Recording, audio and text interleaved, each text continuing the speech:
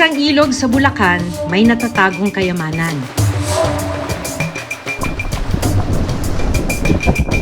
Ito ang matyagang sinisisid at hinahanap ni Lola Ligaya.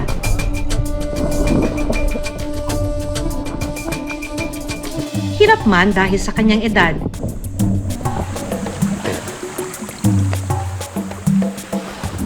kailangan niyang bulabugin ang mga buhangin sa ilog.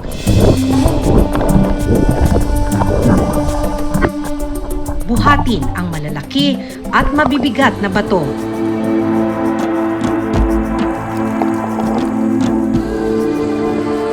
Para hanapin ang mailap na mga butil.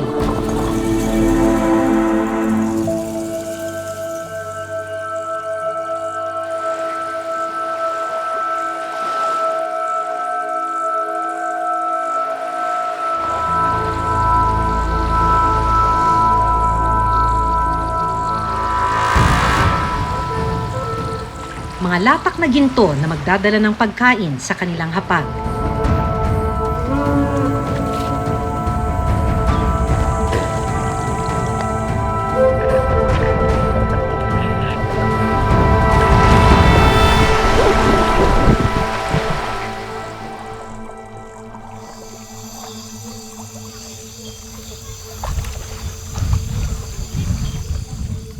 Nandito tayo ngayon sa isang liblib na barangay sa probinsya ng Bulacan. Pupuntahan natin yung isang pamilya na para madagdagan yung kanilang kita ngayong tag-init, kumukuha ng ginto sa ilog.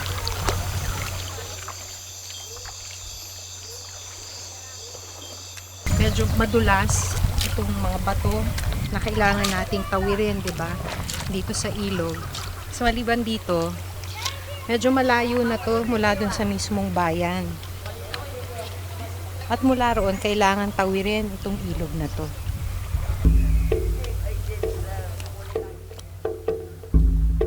Nang makatawid sa ilog, nakilala ko ang residenteng si Lola Ligaya Torres, 66 na taong gulang. Gandang hapon po, Lola. Malayo rin po pala to, ano? 3 dekada na raw ang nakararaan ng matuklasan nila ang nakatagong yaman sa ilog.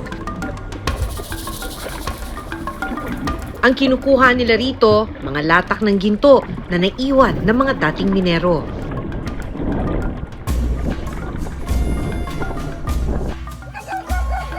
Mag-alas 9 ng umaga, naghanda na si Lola Ligaya.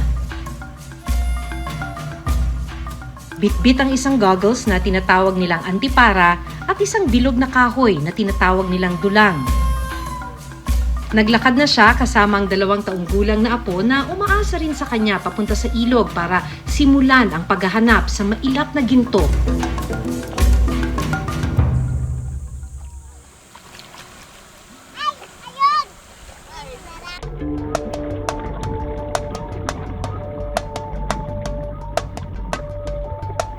Agad na sumisid sa ilog si Lola Ligaya.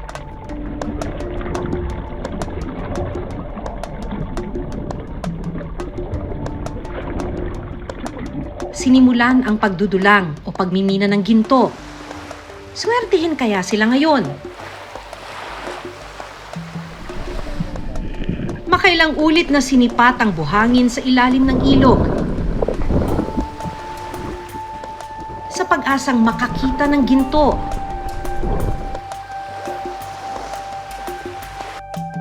Habang naglalaro si Nene, tumulong na rin siya kay Lola Ligaya.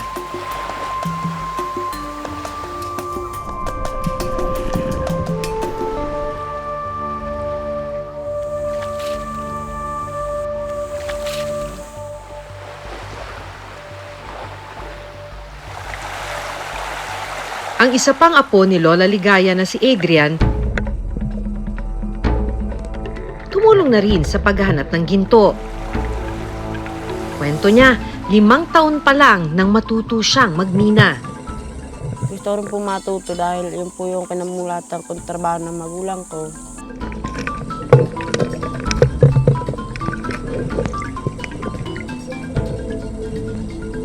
Grade 4 na sana ngayon si Adrian pero kinailangan niyang huminto sa pag-aaral.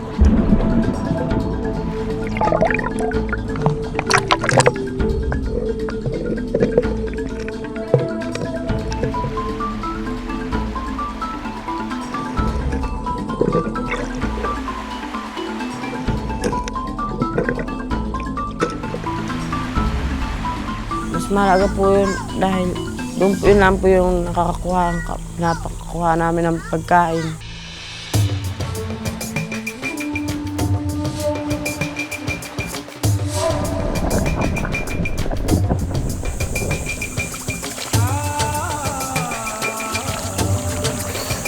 At nang hindi makitang hinahanap, lumipat siya ng ibang pwesto. Saan ka papunta? Baka mayroon doon sa hulo. Doon sa malalim-lalim. Kinailangan niyang sumisid sa mas malalim na parte ng ilog. Dito raw kasi madalas matatagpuan ang mga butil ng ginto.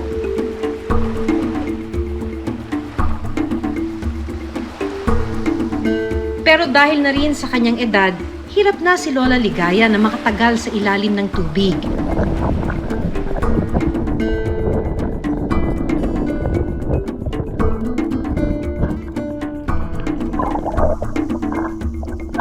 Kaya makailang ulit siyang lumubog at umahon. Saka maingat na hinahawi ang sinalok na buhangin.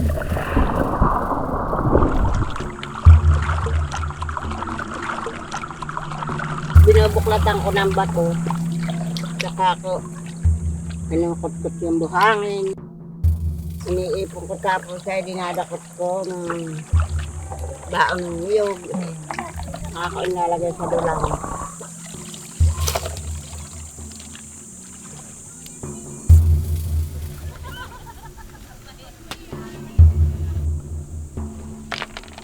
At sa ilang pagkakataon, kinakailangan niyang buhatin ang mabibigat na bato.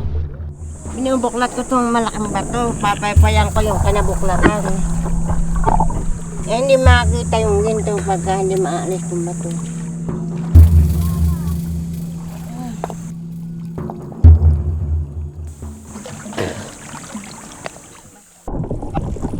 Muli niyang binulabog ang mga buhangin. Isinalok sa dulang at saka hahawiin sa pag-asang makakuha ng mineral.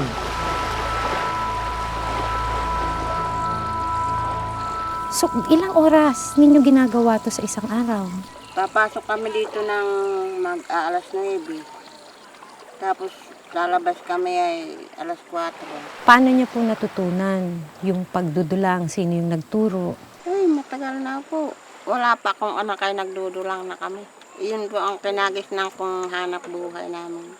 Kung hindi magtanim-tanim.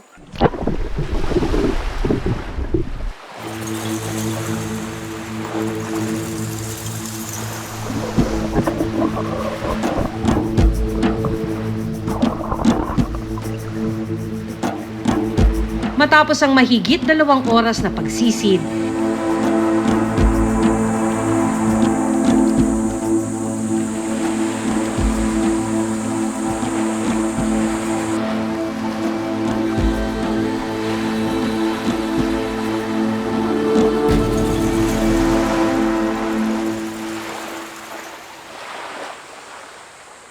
Ayun, may maliit. isang gatuldok na kumikinang ang nakita ni Lola Ligaya.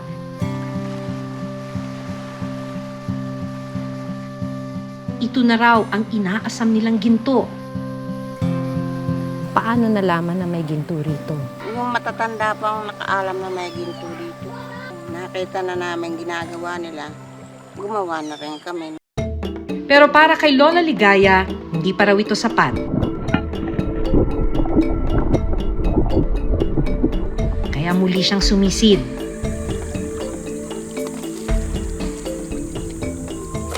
Maya-maya pa, Ay, nakakita rin ako sa wakas. Katingin. Oh, maliit pa ito. Pangkaraniwan lang na nakukuha rito. Ganyan, kalalaki. ang nahanap na butil ng ginto, maingat na iniipon ni Lola Ligaya sa isang maliit na boteng nakakwintas sa kanyang leeg.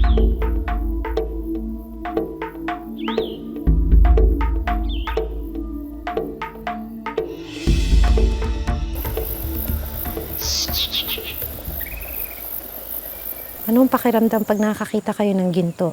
Ay, natutuwa kami. Saka parang natatanggal yung pagod namin pag malalaki nang nakukuha. Bawat piraso na makikitang ginto, kayamanang iniipon ni na Lola Ligaya.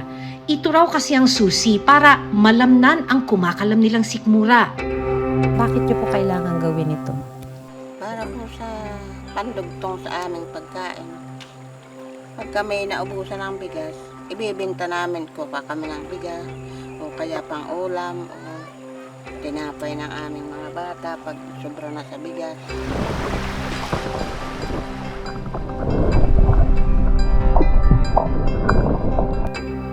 Matapos ang 2 oras na sisid, 2 maliit na piraso ng ginto ang nahanap nila. Konti po ito. 4 na araw ko na itong tinapay pa yan. 4 na araw. Opo. Tapos gaano ho karami yan? Baka mga kalahating miligram na siguro. Pag binenta po yung kalahating miligram, magkano po yung inaasal? 125 siguro. So mga 125 pesos po ito na 4 na araw nyo ng pinapaypay. Ilang minuto bago mag 12:00, naghanda na sina Lola Ligaya ng kanilang pananghalian.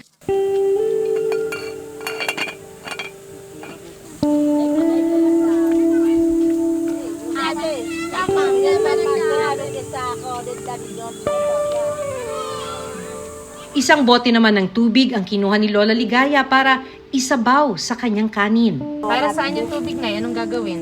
Bahog sa kinain. Isasabaw. Yan na yung pinakaulam. Asin. Ano?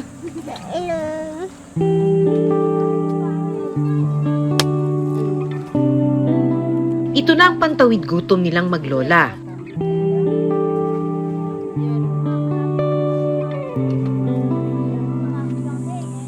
Bakit walang ulam? Parang nakakuha ng ulam. Hindi naman obrang manisi at walang isda na dito sa ilog. Habang wala pang kita, tiis muna sa kanin, tubig at asin sina Lola Ligaya.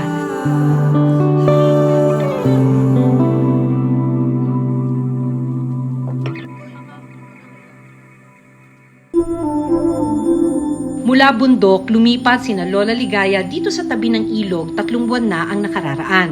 Ang nagsisilbi nilang tirahan, mga bahay na yari sa lona at kawayan. Itong lona ko na ito, nasusunog siguro sa araw.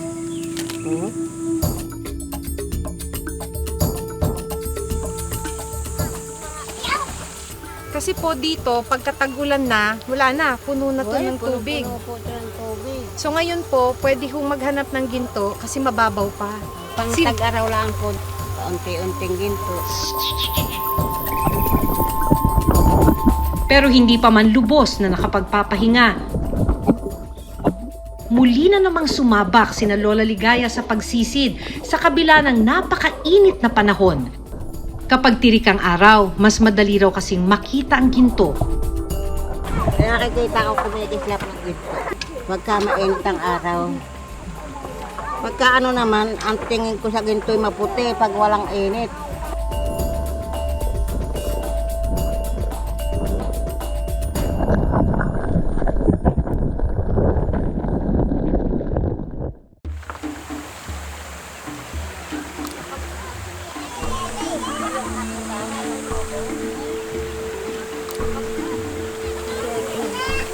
Habang abala ang marami sa pagsisid,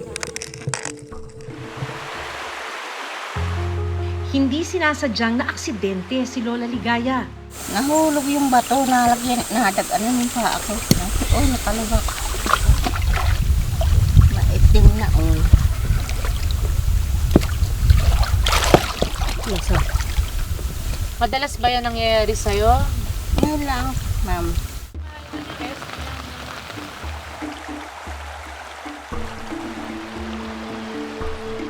Naipit na nga po yung paa ko, oh, namamaga. Kailan lang po yan? Kanina, dun sa... Kanina naipit. Bakit naipit? Tumaus-us mo yung bato. Para mas maunawaan ang ginagawa ni na Lola Ligaya, sinabayan ko siya sa pagmimina. Ano tawag nyo rito? Antipara po. Antipara. So, nag-aantipara dahil para makita syempre kung ano yung dadakutin sa ilalim. Ano po. Ang mahirap actually dito, hindi ho kayo hihinga, no? Habang nagdadakot. Okay, Lola. Ano ba, biya?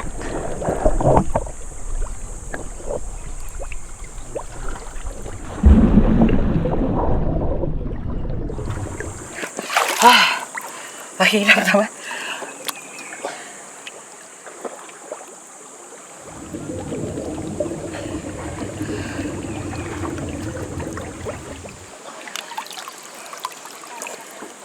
Believe na bala ako kay Lola kasi at tagal.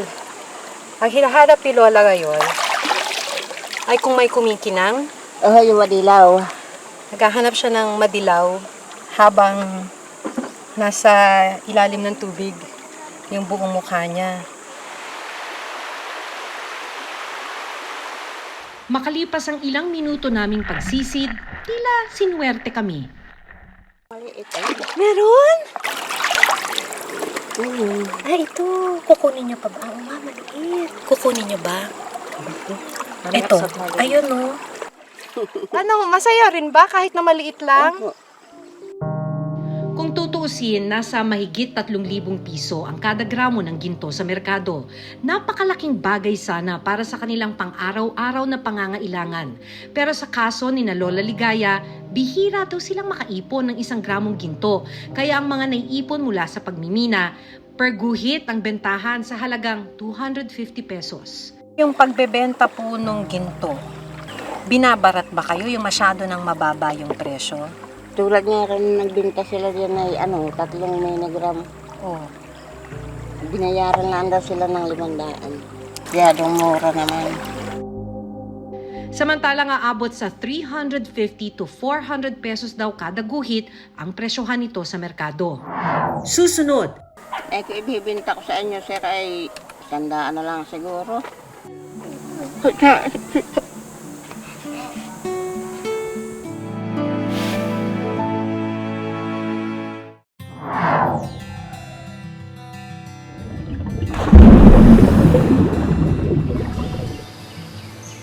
matapos ang mahigit 1 linggong pagmimina, ibebenta na ni Lola Ligaya ang naipong ginto.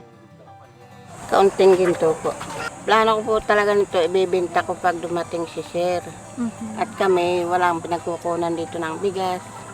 Kailangan namin. Isang middleman daw ang bumibili nito sa kanila. Hello, Lola. Hello. May ginto na kayo? Meron ng kakaunti. Magkano pong benta nyo sa akin, Lola? Kung ibibinta ko sa inyo, sir, ay 100 na lang siguro. Kakaunti naman. Bilihin ko na lang ng 1,000. Mabuti na lang daw at nagmagandang loob ang buyer na dagdagan ang presyo ng biniling ginto. Maraming salamat sa inyong tumutulong sa akin. Ito na ba ang pagkakasyahin namin maglola sa loob ng mga 1 linggo na konsumo namin? Bigas, kape, asukal, sabon.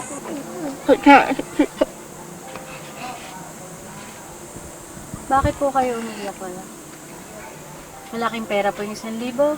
Hindi po, nagpapasalamat po ako.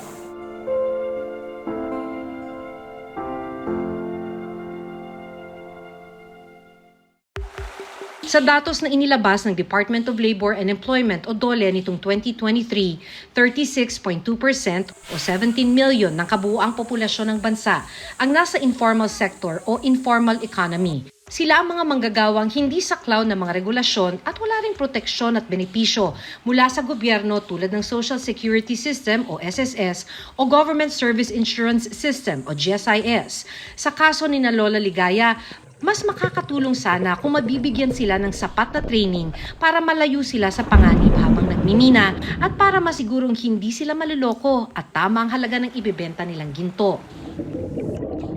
Despite sa condition nila, tinatry ko sila una, dapat equality. Pag-create ng mga programa na mag-generate ng employment, mag-formalize nitong mga informal sector para maka-access sila ng mga pautang ng kapital.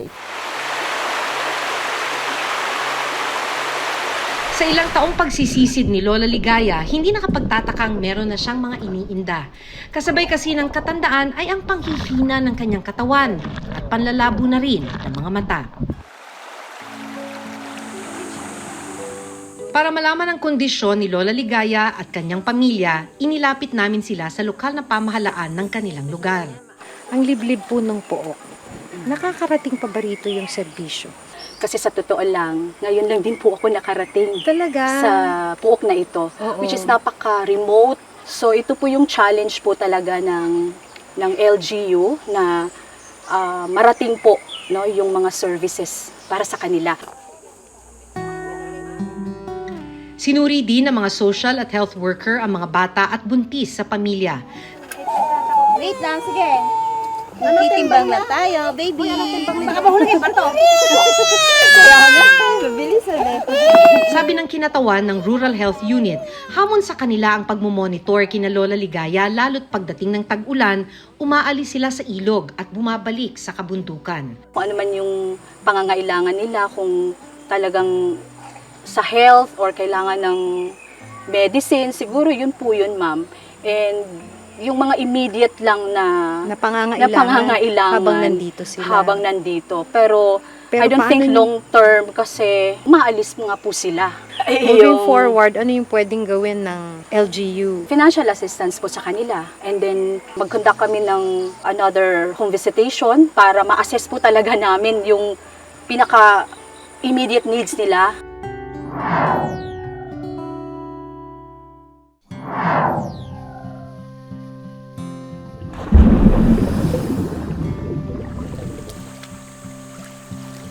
Sa ngayon, dahil limitado ang kakayahan at oportunidad para sa mga katulad ni Lola Ligaya, sa mga butil ng ginto sa ilog muna sila aasa. Pero dahil kakarampot lang ang kinikita nila mula rito, bukas, sa dapit hapon ng kanyang buhay, kasama ang kanyang mga apo, muli silang sisisid sa ilog para hanapin ang latak na ginto. Kunyari halimbawa, susulog dun sa tubig. Lagi kayong umaasa na sana may malaki kayong ginto. Ganun naman ang panalangin. Hindi naman ako nakakukuha ng ginto. Aliwas doon sa panalangin. Hanggang sa susunod na Sabado, ako si Maki Pulido at ito ang Reporter's Notebook.